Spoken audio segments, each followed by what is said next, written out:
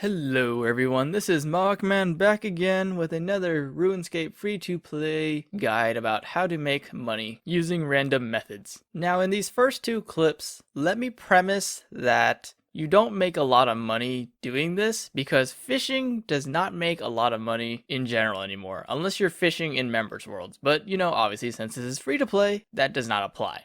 Another thing that I should mention is that I did both of these tests using 99 fishing, and I was fishing lobsters, tuna, and swordfish on Karamja. Now the reason that I only tested lobsters, tunas, and swordfish is because there is a guy west of the banana plantation who will note your fish, but only those three types. And he also does it completely for free, so you don't have to bring any money with you besides just getting to the island itself, which is 30 GP. Then you can just teleport out using the lodestone method. Now, like I said in the beginning, both of these methods do not make you a lot of money because even at 99 fishing, for the amount of time that I tested, I only made less than 100k for both methods. And these are the highest free-to-play tier fish that you can get, and they don't even make you that much money per hour. So I definitely would not recommend anyone doing this unless you really like fishing. Or you're an Iron Man and you really need the food for training. But other than that, I would just buy the food from the Grand Exchange because it just saves you so much time and you could be making money doing other things than this. Like seriously, the price checks for the lobsters are dismal. I fished like 80 in 10 minutes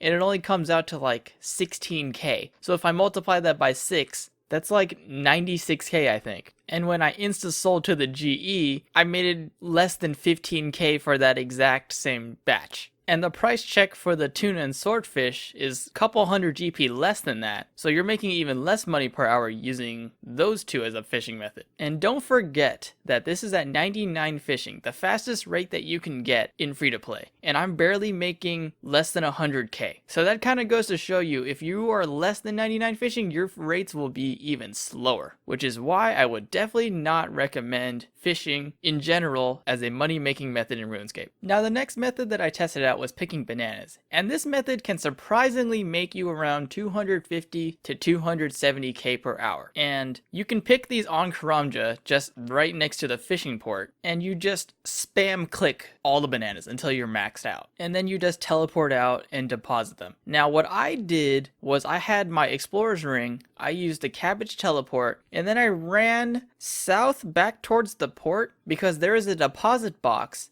next to the monks, which is just slightly north of the ship that takes you to Karamja. So you just go in this endless loop over and over again if you're coming here to just pick bananas nonstop. Now you're probably wondering why bananas are even worth this much. It's because it's used in summoning and farming. If you're trying to, let's say, plant a curry plant, you need to give the farmer 25 bananas. And if you plant multiple, you obviously have to give 25 per plant. And that starts to add up when you do this over and over again over long periods of time. Some players are not willing to pick that many bananas, so they are more than willing to buy them from the Grand Exchange at an elevated price, which is how you can make money from this. And as you can see from my price check and my Grand Exchange sale, the two are relatively close together, so you won't lose any trade value as long as you sell within an appropriate time. Now the next method that I tested out was picking up red spider eggs in the Varrock sewer. So how to get there is next to the palace, just east of the exit, there is a small manhole cover that you have to open. Click on the warning to enter, and then boom, you are in the Varrock sewers. And then you just follow the same path I did, get there, pick up the eggs, hop worlds, and repeat that process until you're full, teleport out, run back, and repeat this process over and over again. Now, a word of advice for lower levels, I'm not entirely sure if the spiders will be aggressive towards you when you get there. They weren't for me because I was max combat, but if you are a lower level, I would recommend bringing some food just in case, and maybe some weapons or armor to defend yourself if you need to. Aside from that, you're pretty much set to make money from this. Now, this can make you around 540k an hour if you do it properly and the game doesn't boot you out for logging in too many times, because both the price check and the sell rate are over 1600 GP per egg. So you can make quite a bit of bank from this, and if you're willing to, you can hold them and hope for a higher sell price, but that's entirely up to you.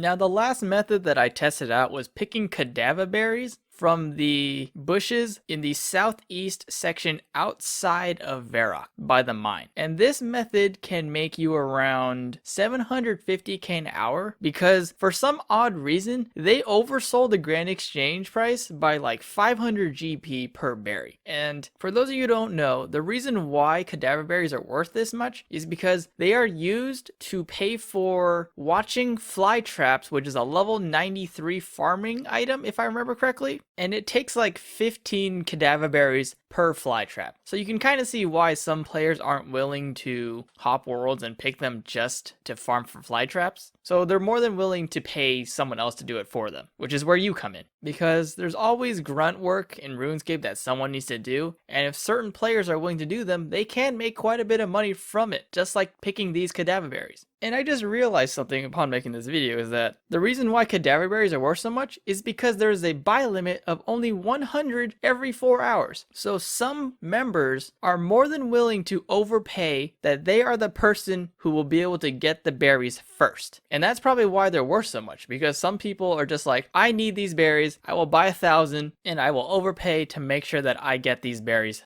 Because some players are just impatient and they don't want to wait longer than they need to get something that they want. Anyways, guys, that's all from me today. This has been your fellow RuneScaper Moehawkman. Be kind to one another, be safe, have a nice day everyone, peace out.